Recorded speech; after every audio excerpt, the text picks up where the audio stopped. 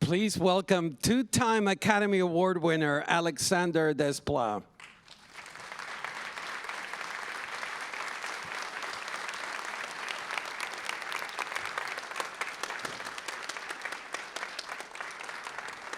Oh my goodness. Thank you, Alexandre. Alexandre flew in from France to be with us, gang.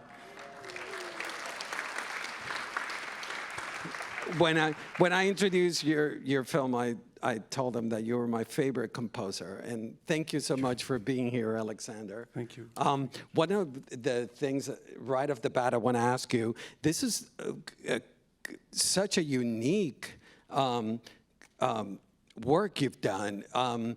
We're used to music flowing, and instead it starts and stops in the most unexpected moments that I recall in cinema. Can you talk about that? Hello, everyone. I must say when I read the script that Wes sent me, I said to him that it was Dada, dadaist. And there's one guideline for Dadaism, it's reject the logic. And one can tell when you see this film that logic is not exactly the basis. And for the score, it's a bit the same. There's several stories, so that you can't have just a theme that starts at the beginning of the film and drives you to the end. And for the orchestration and the way motifs come and go, it's the same. Suddenly an instrument would stop, or another one would appear. It's all right. It's all right. It's just my notes. Okay, who cares? Ignore them. And so that's why it seems sometimes abruptly different, because not only rejection of logic, but provocation, being provocative. How much more provocative can this first scene be when Benicio del Toro is a silent painter painting a nude model in a prison, but she's the guard?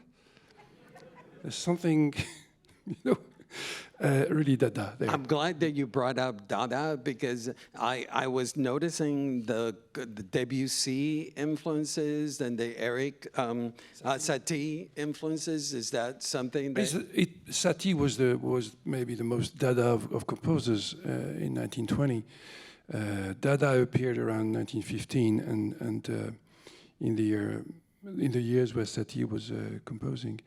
And when you know Satie and not only his music but his life and how we would write quotes for his on his music, very poetic, and that's something else about Wes Anderson. I think that is not enough expressed when people talk about Wes Anderson's film. Yes, there is this extravaganza, this crazy world that he invents from his imagination, but there's a great sense of poetry and depth of sometimes somber or dark subjects that you forget about because everything is so full of light and colors. But if you think of this film, again, it's a mad psycho killer who Benicio, who doesn't speak, who paints abstract, terrible paintings in an asylum. That's heavy. Yeah, and then you have a revolutionary that is recalling Jean-Luc Godard films. The Timothy Chalamet. You mentioned that about reading scripts, but is that the process that you work from? That you read the script and you start working for that, or you react to the images? No, the script allows to know where, towards which abyss you're going to, or which planet you're going to with Wes. But then I wait for the film to arrive. That's where I like to watch. And in the process of this film, how did it come about where you given the different sequences, or you saw it all together? And I saw it all together, but we knew that the music couldn't be the same. There's one element of our instrumentarium, because we always like with Wes to, before we start working together, to decide which instruments we're going to use. Even though, as it comes along, I make suggestions because I have an idea, blah blah blah. But we decided that the piano, maybe again referring to Satie or to the Dadaism, that the piano could be the very single instrument that could take us through. And you hear piano at the end of the film, and in many of the scenes in the commissaire, scene, all this kind of police story. And at the very beginning, also on Benicio del Toro, it's just a single piano that resonates and allows us, the audience, to take in the silence which exists in that place, the piano being so sparse. So we have this piano, and around that I build other motifs or instrumental colors, and that drives us through the film. There is such... there's so many shifts in this movie, from black and white to color, from widescreen to Academy ratio, from live action to bande dessinée, to animation. Tell us, was that exciting to you, exhilarating, all the shifts, or challenging? No, it was challenging because there's a limit in the way you think about the film from the script, and when the movie comes to you, you could be excited, but all these things going on, and all these breaks and starts, and incredible different virtuosity of directing. Could it be, as you say, the change of colors of frame, or filming speed, or the incredible set design and furniture. But if the music follows that, it would be like a huge cake that you can't swallow. I had to be restrained and avoid a big symphonic score, avoid too many motifs, avoid too many counterpoints. The music had to be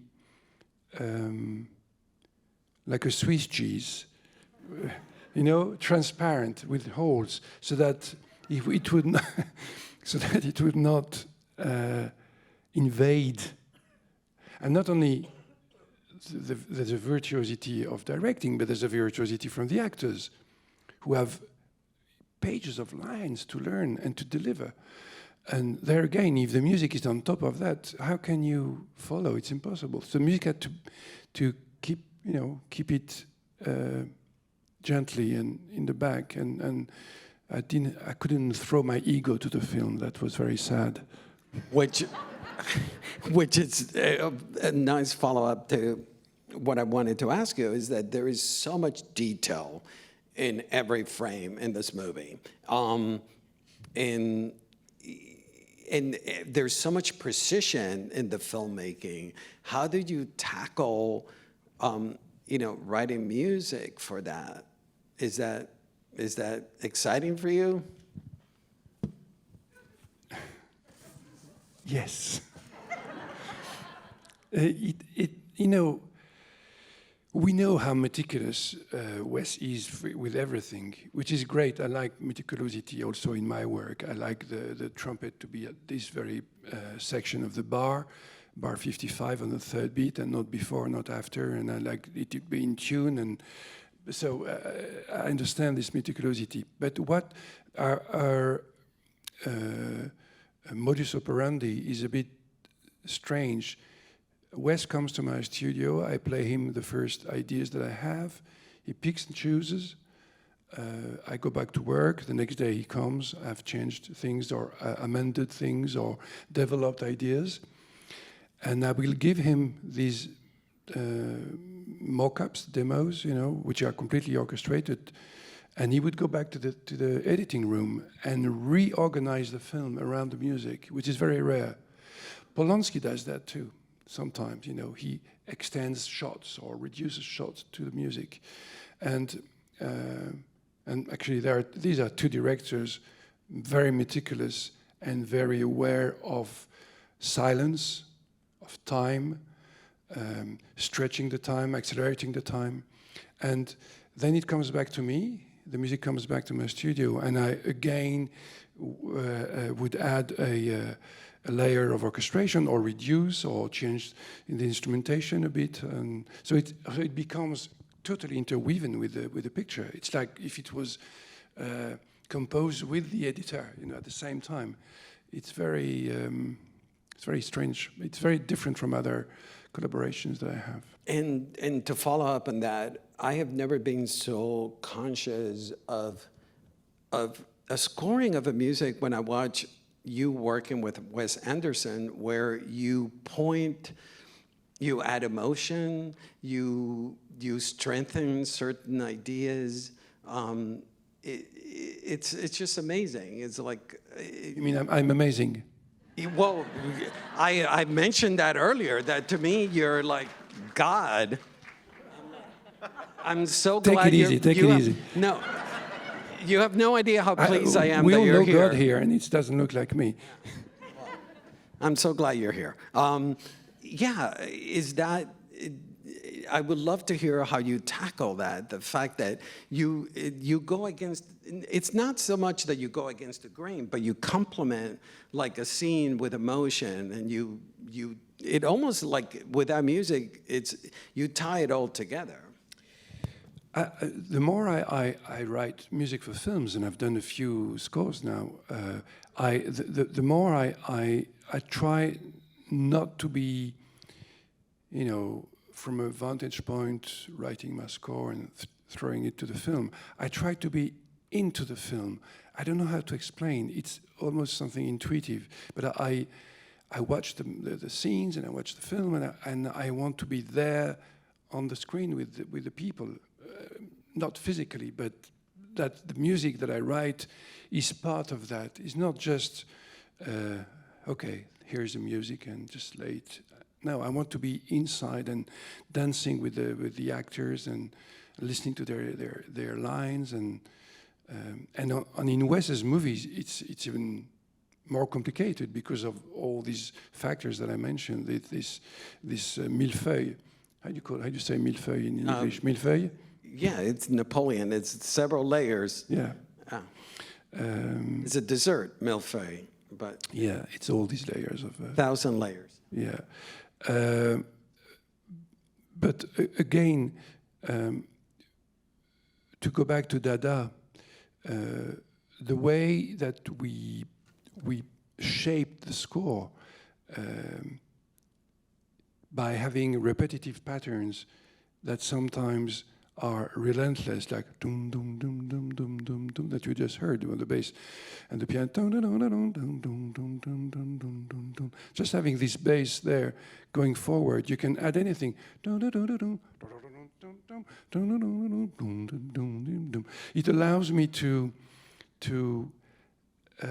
pull a long string of a pattern and just bring colors to a moment that needs more light or more tenderness, or name it.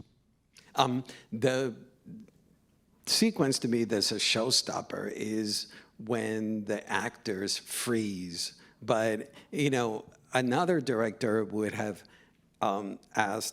would have just frozen the frame. Instead, we watch the actors literally stopped, and we see the shaking of their bodies, etc. When you saw that sequence, what did you think about, and what was your approach to underscoring those moments? Well, you know what I thought about? I thought about C'eravamo tanto amati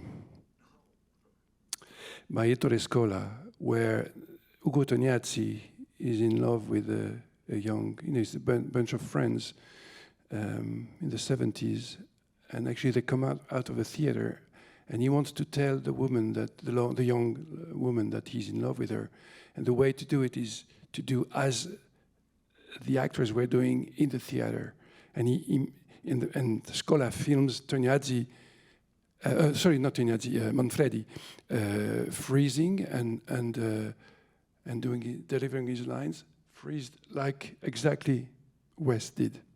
So that's what it reminded me of. Ce l'avamo tanto amati by Ettore Scola. And musically, there's nothing much to do. Just let it do. Let them do what they're doing. Don't add any more. Don't underline everything. Mm-hmm. The film is a love letter to, of course, newspapers but in particular France. But it's a vision of France. It's a poetic vision of France. You being a Parisian, a Frenchman, what was your approach to that idea of the film? Yes, you're right. It's a vision. It's Word's vision, Wes's world vision, and it's not a French real city. It's not. There's nothing really French. It's somehow French, but it's not French. And I mean the names of the place. It's a combination. Neuilly-sur-Blasay. Neuilly-sur-Blasay, which. Neuilly-sur-Blasay. That's not French at all. It's French words, but put together. And that's the genius of Wes, is to, as I mentioned earlier, this poetic world that he creates. There's nothing really French in the score, aside maybe from this kind of French Dada influence. What is very French in the score is the pianist. The most American French pianist, I would say, Jean-Yves Thibaudet, who plays the piano all along the film.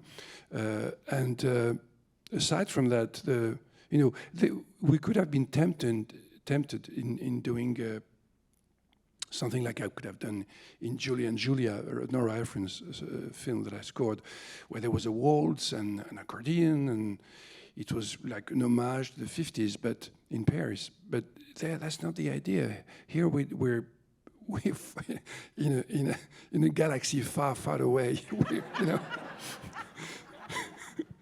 Well, you mentioned the film was shot in Angoulême, and I don't know if you guys have been to Angoulême, but nobody's been to Angoulême. But the locals wear charentaises, and the prison guards wear charentaises, and Angoulême is the capital of comic books, the bande dessinée.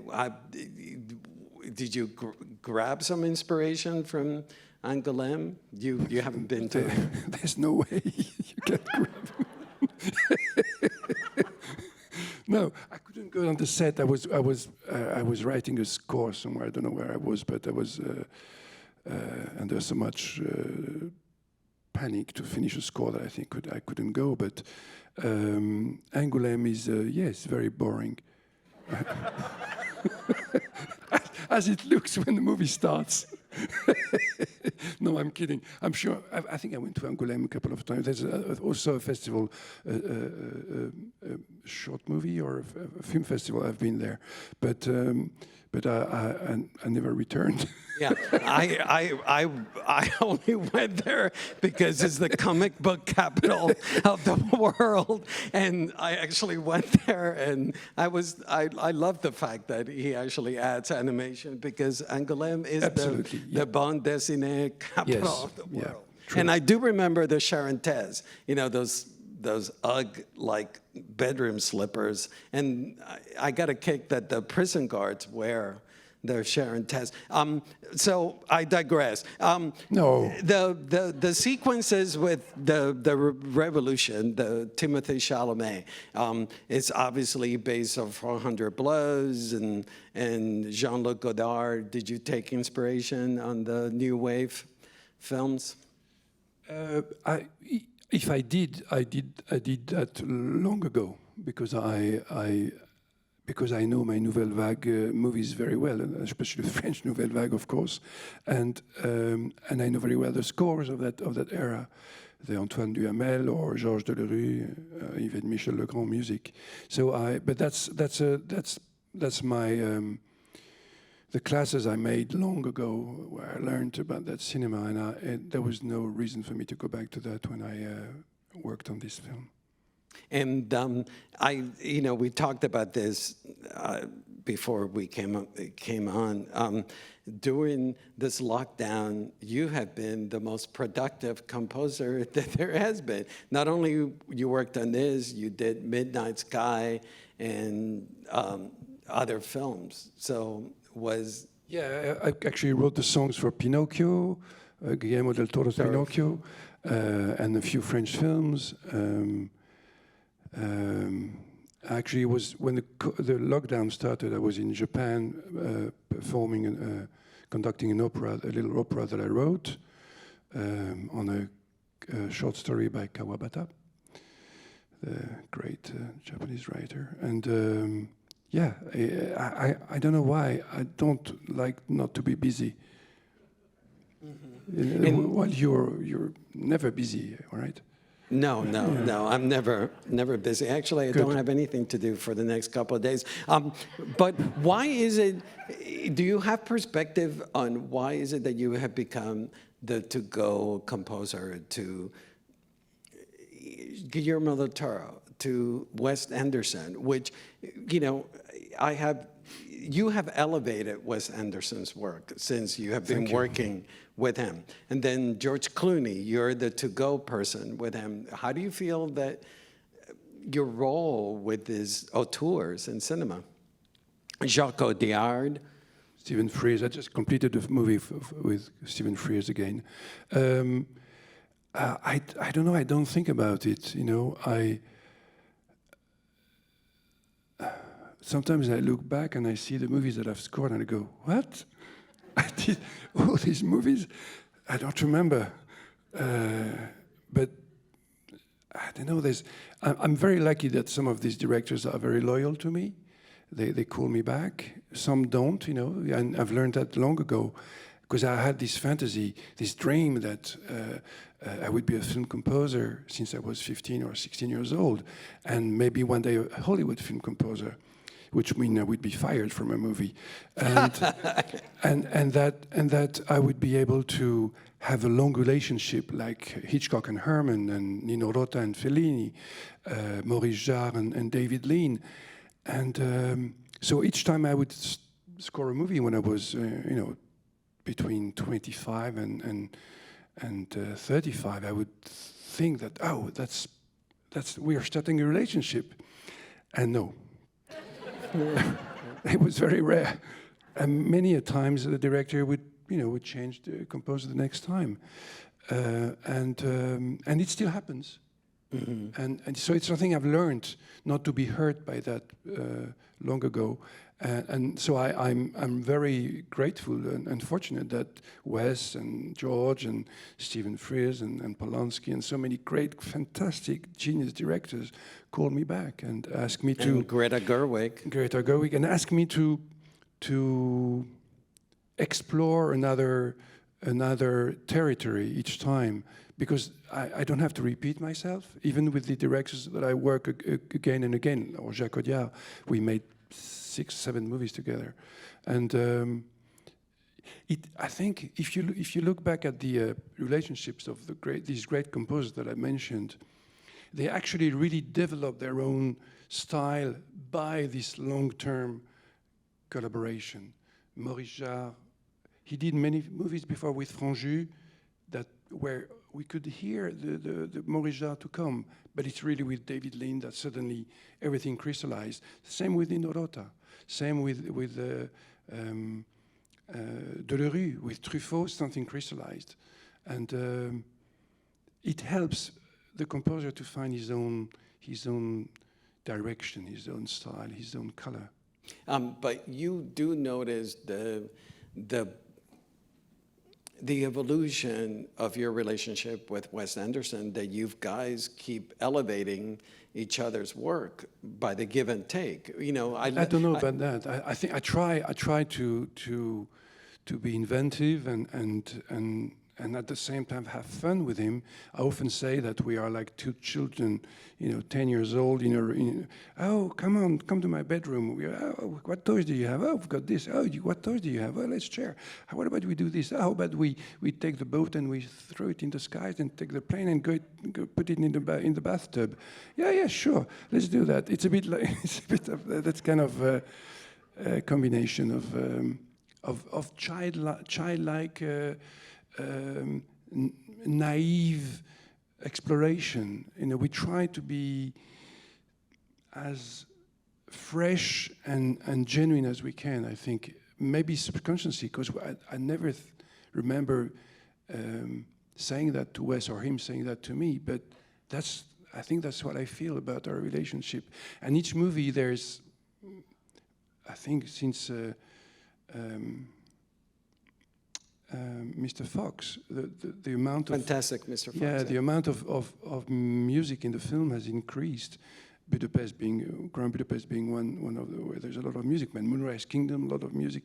And before that, I know he was using more songs, but I guess he found with my music a simplicity, some motifs, melodies that I write that he likes, and that capture that simplicity of not simplistic but simple, reminiscing vibration of childhood. I think there's something about that. Wow. Well, thank you so much, Alexandre, for being here. Thank you. C'était un tellement plaisir de vous avoir ici. Merci. Merci. Merci beaucoup. Ouais. Génial. Thank you, everybody.